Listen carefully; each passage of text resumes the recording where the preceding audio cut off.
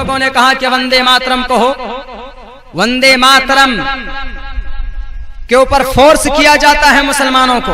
आप जानते हैं वंदे मातरम की हकीकत क्या है? नहीं जानते। हमारे मुस्लिम उलमाए किराम ने इसकी पूरी तौर पर इसकी तरदीद और इसकी मुखालफत की है। क्यों की है?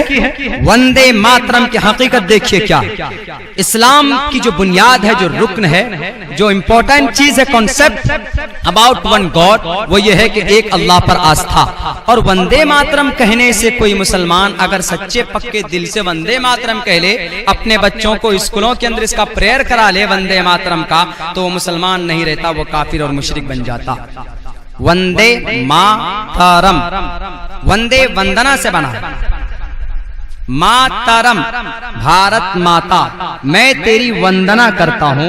वंदना के माने इबादत क्या आते हैं? मैं तेरी इबादत करता हूँ, मैं तेरी योग करता हूँ।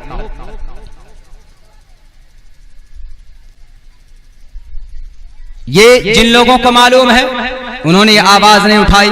हमारे हिंदू भाइयों, अदब के साथ लेकिन बिला खौफ होकर मैं ये बात कहना चाहता हूं कि आप अपने धर्म शास्त्र को पढ़ने की कोशिश कीजिए, खुद आपको पता चलेगा कि भाई आपको इबादत पूज्य प्रार्थना किन की करनी है। आपके अंदर इतने खुराफात हैं, बल्कि जिस कौम के अंदर भी खुराफात पैदा, बिदात और रसूमात पैदा होते हैं, वो उनके धर्म शास्त्र से हट कर जिंदगी गुजारता है तो वो कौम गलत रास्ते पर चलने लगती है। इस्लाम अल्लाह को एक मानते हुए उसकी इबादत करता है, चूंकि वह अपने धर्म शास्त्र कुरान करीम को पढ़ता है। कुरान करीम की तालीम होती है, अहादीस की तालीम होती है, उनको पता होता है भाई कुरान करीम के अंदर रब ने क्या कहा, कुरान करीम के अंदर अल्लाह क्या चाहता है।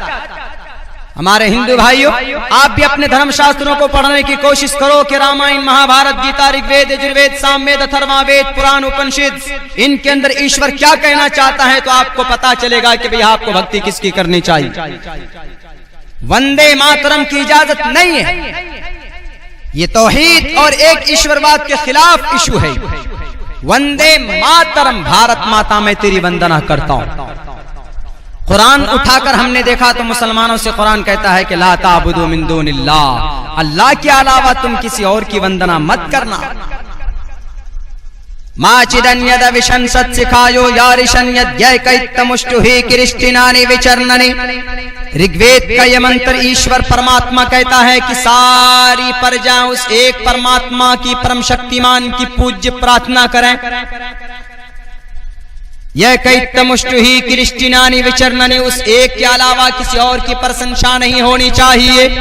ऋग्वेद ईश्वर कह रहा, जो लोग वंदे मातरम पर मुसलमानों को फोर्स करते हैं, अगर वो ऋग्वेद यजुर्वेद पढ़ते तो वो कभी भी नहीं कहते। तालीम नहीं होती कहीं पर ऋग्वेद यजुर्वेद सामवेद अथर्ववेद की, धर्म शास्त्रों की, जिसकी बुनियाद पर वो अपनी जिहालत की बुनियाद पर लोगों को मजबूर करते हैं। मुसलमान अपने कुरान करीम के मुताबिक अपनी जिंदगी गुजार रहा है। हमारे हिंदू भाइयों, आपसे मैं साफ लफ्जों में कहता हूं, आप भी अपने धर्म शास्त्रों को पढ़ो, आपको पता चल जाएगा कि भाई आपके ऋषि मुनि महात्मा लोगों ने कैसे कैसे कार्य किए इस युग के अंदर, इस पृथ्वी के अंदर। वंदे मातरम कहना जायज नहीं है। क्या सिर्फ वंदे मातरम कहने पर भी देश भक्ति का सबूत हो सकता है? 80% काश्तकार लोग ऐसे हैं जो वंदे मातरम कहना नहीं जानते। इंडिया की सरजमीन पर नहीं जानते हैं, तो क्या वो देशभक्त नहीं है? क्या वो देशद्रोही है? आज कहा जाता है कि अगर तुमने वंदे मातरम नहीं कहा तो तुम्हें पाकिस्तान जाना पड़ेगा और तुम देशद्रोही हो।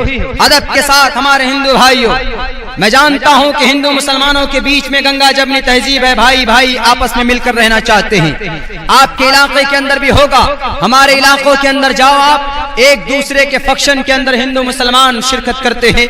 अगर हिंदू भाई की शादी होती है तो मुसलमान जाते हैं, और शरीय एतबार से हिंदू भाइयों के मजहबी त्योहार में मुसलमानों को नॉट अलाउड, इजाजत नहीं है। बाकी आयादत के लिए भी जा सकते हैं और भाईचारे के लिए भी उनके प्रोग्राम में, किसी ऐसे प्रोग्राम में जिसमें आपकी शरीयत की और आपके इस्लाम की उनकी बेइज्जती तौहीन ना हो। शादी ब्याह के अंदर, खाने पिलाने के अंदर आप जा सकते हैं, कोई हरज नहीं है, लेकिन उनके मजहबी त्योहार में आपको इजाजत नहीं है। आज के डेट में भी भारत के अक्सर इलाकों के अंदर भी हिंदू मुसलमान मिलकर रहना चाहते हैं, लेकिन कुछ बहरूपिये जो इख्तिदार में है कुछ फसादी लीडर जो हिंदू मुसलमानों को लड़ाकर, कुछ हिंदू भी हैं कुछ मुसलमान भी है, जिनका परमात्मा उनका ईश्वर नहीं है बल्कि उनकी परमात्मा उनकी कुर्सी है। वो हिंदू मुसलमानों को लड़ाकर राज्य करना चाहते हैं। आप नहीं जानते कि भाई हिंदू मुसलमानों के बीच में क्या रिश्ता है। अभी मुजफ्फरनगर के अंदर कुछ फसादात हुए थे, वहां पर हमारे हिंदू भाइयों ने मुसलमानों की इज्जत और आबरू की हिफाजत की है। आप तारीख नहीं भुला सकते। आप अभी जाओ हजारीबाग झारखंड के अंदर, अभी 2 हफ्ता पहले आपने न्यूज़पेपर के अंदर पढ़ा होगा 35 मुसलमानों के दुकानों को नजरआतिश कर दिया गया। किस बुनियाद पर? किस बुनियाद पर कि मुसलमान देशद्रोही है, मुसलमान फसादी है, मुसलमान कोई आतंकवाद है। किस आधार पर आप कह रहे हो? भाई श्री कृष्ण का पैगाम है अहिंसा सत्यम करो दस्तयागा शांतिरपैशुनम दया बुलेश्वरो लूप तवम हीर चापलाम। श्रीमद् भगवत गीता 16वां अध्याय 2रा मंत्र। श्री कृष्ण जी विष्णु के 8वें अवतार महाभारत के मैदान में कौरवों को और कंस मामा को मिटाने के लिए श्री कृष्ण आए थे इस दुनिया के अंदर। तलवार उठाई थी, श्री अर्जुन के जरिए से कहा था कि इनका वध करो, इन जालिमों का, जो राक्षस है, जो फसादी है, जो ऐसे लोग हैं जो गरीबों का खून चूसते हैं। श्री कृष्ण ने कहा था कि इंसानों, किसी भी मनुष्य का तुम खून, किसी भी मनुष्य को अपनी जुबान से तुम तकलीफ मत देना।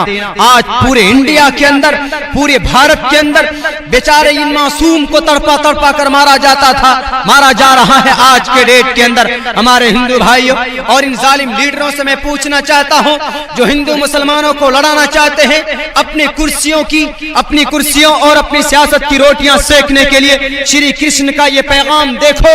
उधर एक परमात्मा भगवान कह रहे हैं श्री कृष्ण जी, अहिंसा सत्यम करो दस्तयागा। किसी इंसान पर अपनी जुबान से उनको तकलीफ मत देना। अहिंसा सत्यम, सदा सत्य और प्रिय बोलना, करो दस्तयागा, गुस्से को थूक देना। लेकिन आज हजारीबाग के अंदर 85 मुसलमानों को शहीद कर दिया गया।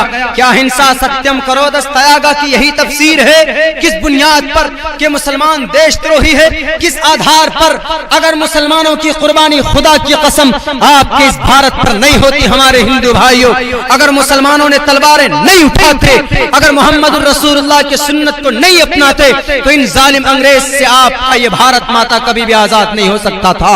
अगर मुसलमान देशद्रोही होता, अगर मुसलमान देश का गद्दार होता, अगर मुसलमान देश का आतंकवाद होता, तो सन 1847 की तारीख उठा कर देखो, चांदनी चौक से लेकर खैबर तक का कोई दरख्त ऐसा बाकी नहीं था जिसमें 70,000 उलमाए किराम की गर्दनें न लटकी हुई हो। और तो और दिल्ली की जामे मस्जिद की सहन को उठाकर देखो, शामली की मैदान को उठाकर देखो, वहां पर आज भी हिंदुस्तान के अक्सर जगहों के अंदर आज भी 1.5 फीट जमीन मुसलमानों के खून से रंगीन है। किस बुनियाद पर? भारत की धरती को बचाने के लिए उन जालिम अंग्रेज से किन्होंने 70,000 उलमाए किराम ने, अगर ये देश के गद्दार होते, अगर ये देशद्रोही होते, अगर ये देश के आतंकवाद होते, तो ये 70,000 उलमाए किराम फांसी के फंदे पर नहीं चढ़ते। अगर आज के डेट में आप कहते हो कि मुसलमान गद्दार है, तो इनकी कुर्बानियों का पहले ये सिला पेश करो। और तो और आपने ये कहना शुरू कर दिया कि मुस्लिम बादशाहों ने तलवारों के आधार पर इस्लाम का प्रचार किया था। किस बुनियाद पर? और नाम जोड़ दिया कि अल्लाह के साथ अकबर बादशाह का नाम लिया जाता है। आप जरा इनकी तारीख को दोहराओ। अगर ये मुस्लिम साम्राज्य नहीं होते, अगर ये मुस्लिम बादशाह नहीं होते, कसम खुदा की पूरी दुनिया के अंदर आज आगरा का ताजमहल 7वें अजूबे के नाम से जाना जाता है। अगर मुसलमान इंडिया का देश का गद्दार होता, अगर अपने भारत का गद्दार होता, तो आगरा का ताजमहल नहीं बनाता। अगर मुसलमान इस देश का देशद्रोही होता, तो ये दिल्ली की लाल किला कभी नहीं बनवाते, ये कुतुब मीनार की बुलंदी नहीं देते। ये किनके बनवाए हुए हैं? इन्हीं मुस्लिम साम्राज्यों के बनाए हुए हैं। और तो और मुस्लिम अलीगढ़ यूनिवर्सिटी पूरी दुनिया के अंदर 45% हमारे हिंदू भाइयों के स्टूडेंट और उनके बच्चे पढ़ते हैं। अगर मुसलमान इस देश का गद्दार होता, तो इतनी सारे हिस्ट्रिकल पैलेसेस नहीं देते। हम कहते हैं, आज भी कहते हैं कि मुसलमान अगर कुर्बानी पेश नहीं करते, तो आज ये भारत माता, आज ये भारत की सरजमीन आजाद नहीं होती। क्या जरूरत थी मौलाना कासिम नानोतवी के कनपट्टी पर गोली लगवाने की? बेहोश होकर गिर गए, खून का फव्वारा निकल रहा है। किस बुनियाद पर? देश को बचाने के लिए।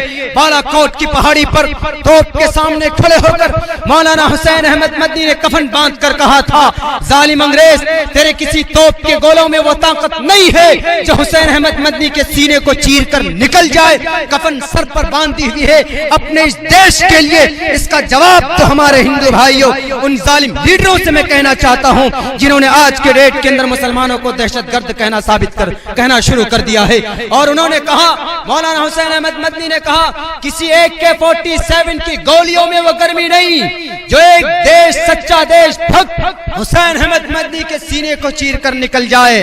पूरी दुनिया जानती है ये तारीख किस बुनियाद पर अपने इस देश को बचाने की।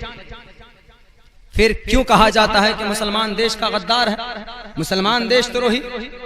वंदे मातरम के ऊपर क्यों फोर्स करते?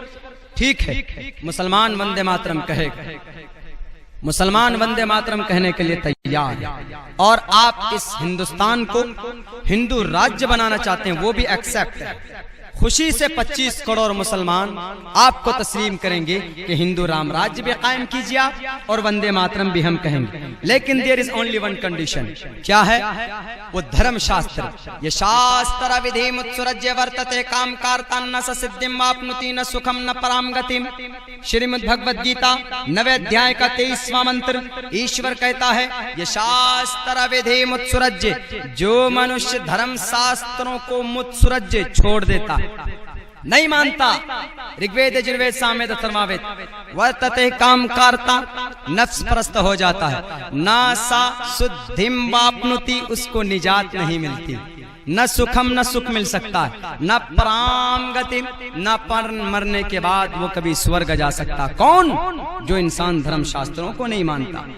भगवत गीता 5वां वेद जिसको कहा जाता, हमारे हिंदू भाइयों के हर घरों के अंदर पढ़ा जाता है ये। अब देखिए, श्रीमद् भगवत गीता का ये पैगाम हमारे हिंदू भाइयों के लिए जरूरी है कि वेदों को मानो। अब वेद क्या कहता? वंदे मातरम के सिलसिले में सुनिए, तस्सैते भक्तिवान से शियामा, ए परमात्मा हम तेरी भक्ति करते हैं, भारत माता की भक्ति नॉट अलाउड, इजाजत नहीं, हम भक्ति तेरी करेंगे। और भारत माता की जमीन और इस भारत की धरती पर कोई आंख उठाकर देख ले तो हम उसके आंख को फोड़ दें। हम भक्ति सर तस्सैते भक्तिवान से शियामा, ए परमात्मा हम अपने सर तुम्हारे सामने झुकाएंगे, लेकिन भारत के लिए अपने सर को झुकाएंगे नहीं, अलबत्ता हम कटाने के लिए तैयार। ऋग्वेद कह रहा है, तस्सैते भक्तिवान से शियामा न देवा मुरच्छलामया। मट्टी के अंदर परमात्मा नहीं हो सकता, कंकर के अंदर ईश्वर नहीं हो सकता। कहां है वो? हम सबके दिल, दिमाग के अंदर, मन के अंदर।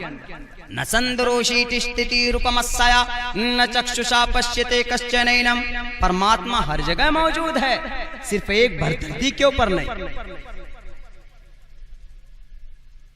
जितना धर्म हमको प्यारा है उतना ही हमको ये देश भी प्यारा, ये मुल्क भी प्यारा, मोहम्मदुर रसूल, बल्कि देश से मोहब्बत करना ये मोहम्मदुर रसूलुल्लाह की सुन्नत भी। आप अलैहिस्सलाम जब मक्कतुल मुकर्रमा से बाहर जा रहे थे, उन जालिम उत्बा शैबा वलीद हंज़ला ने आपको मजबूर कर दिया था हिजरत करने पर, तो रब बाहर निकल कर रो कर कह रहे थे कि काबा ए मक्का, तुझसे ज्यादा प्यारा इस कायनात के अंदर कोई शहर मुझे नहीं है। अगर ये लोग मजबूर नहीं करते तो मैं तुझे छोड़कर नहीं जाता। तो देश से मोहब्बत करना नबी पाक अलैहिस्सलाम की सुन्नत। मुसलमान वो है जिसका सर रब के सामने झुकता है और अपने देश के लिए जिसका सर कटता है, झुकता नहीं है, कट जाता है। 70,000 उलमाए ने अपने सरों को काट दिया अपने देश के लिए, देशभक्ति के लिए। तो वंदे मातरम कहने की इजाजत वेदों में भी नहीं है। वेद साफ लफ्जों में कहता है, न तस्य प्रतिमास्ति यस्य नाम महद्दसा, उस एक परमात्मा की प्रस्तिश करो जिसकी कोई परमात्मा, जिसकी कोई तस्वीर नहीं है। अगर आप कहेंगे इसकी परमात्मा, इसकी भक्ति करो, तो इसकी तो एक बॉडी है ना, जमीन है। न संदरोषी तिष्ठति, जमीन के अंदर परमात्मा नहीं है, परमात्मा हर जगह पर मौजूद, अल्लाह हर जगह पर मौजूद, ईश्वर हर जगह पर मौजूद। तो जब वैद मना कर रहा है तो इसीलिए हम उसको फॉलो नहीं कर सकते। तो अब जितने भी हमारे इन जालिम लीडर हैं जिन्होंने कहा कि वंदे मातरम कहो, अब उनको इस मैटर पर अमल करना चाहिए कि वंदे मातरम के ऊपर मुसलमानों को फोर्स ना करे। क्यों? मुसलमानों का कुरान ही नहीं, उनका वैद भी मना करता है। मुसलमानों का कुरान तो मना करता है साफ लफ्जों में, ला ताबुदू मिन दूनिल्लाह, अल्लाह के अलावा किसी के सामने सर मत झुकाओ। तो मुसलमानों ने एक्सेप्ट कर लिया, लेकिन वंदे मातरम की मखालिफत वैद ऋग्वेद कर रहा है। तस्से ते भक्तिवान से शियामा, परमात्मा तेरी ही भक्ति करते हैं, किसी और की नहीं। तो वंदे मातरम में तो भारत माता की भक्ति आ जाती है, तो फिर तो शिर्क हो गया। जब शिर्क हो जाता है तो फिर क्या अंजाम होगा? अंधंतमा पराविशंति संभवती मुपास्ति ततो भूय व्योति तमो यो संभवती अमृता। अंधकार में जाने के लिए तैयार हो जाओ, जो एक ईश्वर को नहीं पूछते हो, एक परमात्मा को नहीं पूछते हो। विष्णु ब्रह्मा शिव इंद्रम मित्रम मित्रा वरुण, ये एक खुदा के नाम है संस्कृत के अंदर। संस्कृत के अंदर नाम है। दुनिया की सबसे पुरानी जुबान जो है वो संस्कृत।